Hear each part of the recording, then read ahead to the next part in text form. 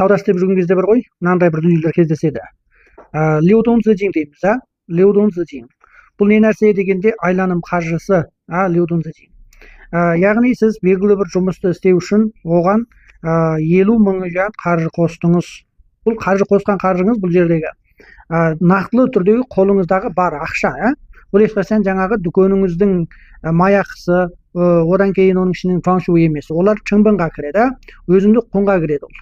Ал мынау Лиудун цзинь нақтылы түрдегі қолыңыздағы бар айланымға істетіп отырған ақшаңыз. Мысалы сіз мал саудасымен шұғылданған болсаңыз, онда сіздің қолыңызда бір 100.000 юан ақша бар да, сіз осымен айланым жасап жатырсыз. Ал мысалы сіз бір қой бағып жүрген болсаңыз, малшы болған болсаңыз, онда сіздің қолыңызда бір 100 қой бар. Онда бұл сіздің айланым қаржыңыз. Бұл әсте сіздің жаңағы қораңызды, жем шөбіңізді қамтымайды. Олар бөлек, ол өзіндік құн және шығынға кіреді. Сонда Лиудун цзинь деген нәрсені дұрыс тануымыз керек. Енді біз Лиудун цзиньімізді әр рет сауда істеп болғаннан кейін, немесе әр 10 күнде, 20 күнде, немесе бір айда бір рет есептеп тұруымыз керек.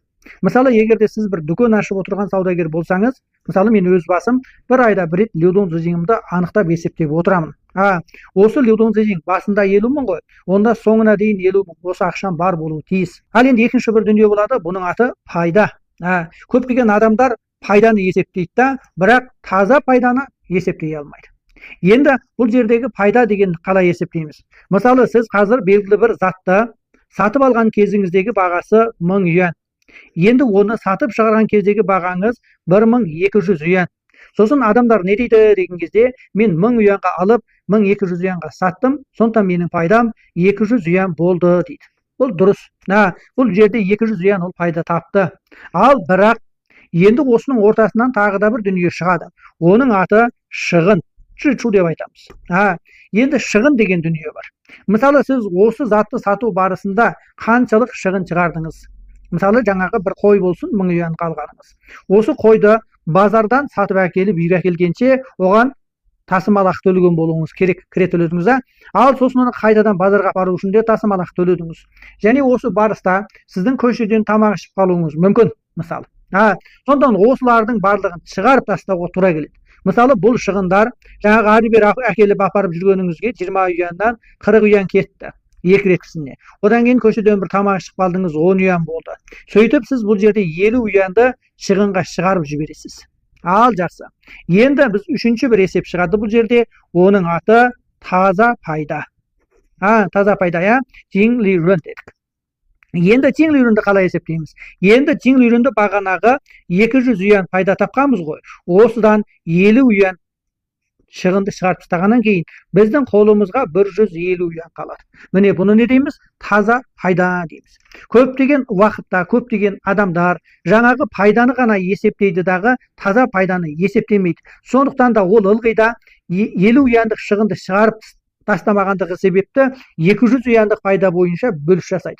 Осыдан қателік кетіп жатады. Достар, сөйтеді дағы ең соңында, бұны не үшін айтып отырмын деген кезде, әңгіме ең соңында, айдың соңында сіз барып, жаңағы 50.000 юандық өзіндік айланым қаржыңыз бар ғой, осыны есептегенде 50.000 юан азаяды. 49.000, 48.000, 40.000, 30.000, тіпті 10-20 мың болып қалады. Сосын ойланасыз да, мен ешқайда ақша істеткен жоқпын ғой. Қалаймақан еш нәрсеге істеткен жоқпын. Неге менің айланым қаржым таусылып кетті деген әңгіме шығады. Сөйтіп көптеген адамдар жаңағы істеп отырған саудасынан біртіндеп жаңағы кезе бастайды. Қолындағы ақшасынан айырылады, тіпті одан кейін қайтеді, қарызға өтеді. Ары қарайшы біреуден қарыз алуға тура келеді, 50.000 юанды толықтауға тура келеді. Содан кейін барып ең соңында жаңағы фужай деген бәлекет қайтеді, осы кезде пайда болады. Достар, фужай осы кезде пайда болады. Сондықтан мінекей мынау сауда істеу барысында мейлі дүкен ашыңыз, мейлі қой бағыңыз, мейлі диқаншылық айтаңыз, ұқсас ақшамен айланып жасадыңыз ба, бұның барлығын саудаға кіргізуге болады. Осы жердегі өзіндік құн, Лиудун цзинь, ли рун, жичу, Жиң ли рун және қарыз деген осындай бір 6 түрлі алапат күш барdır. Осы алтауына деген таным айқын болса, достар, біз қай-қашанда саудамызды дұрыс жүргізе аламыз деп қараймын. Жақсы, жоғарыдағы мазмұн сіздерге ұнаған болса және пайдасы тиген болса, менің кескенімді көбірек тарқатып қойыңыздар. Және төмендегі АТО 2025 деген ұнқат нөмірді қосып алуларыңызға немесе осы текшеге қосылып қоюларыңызға әбден болады, достар.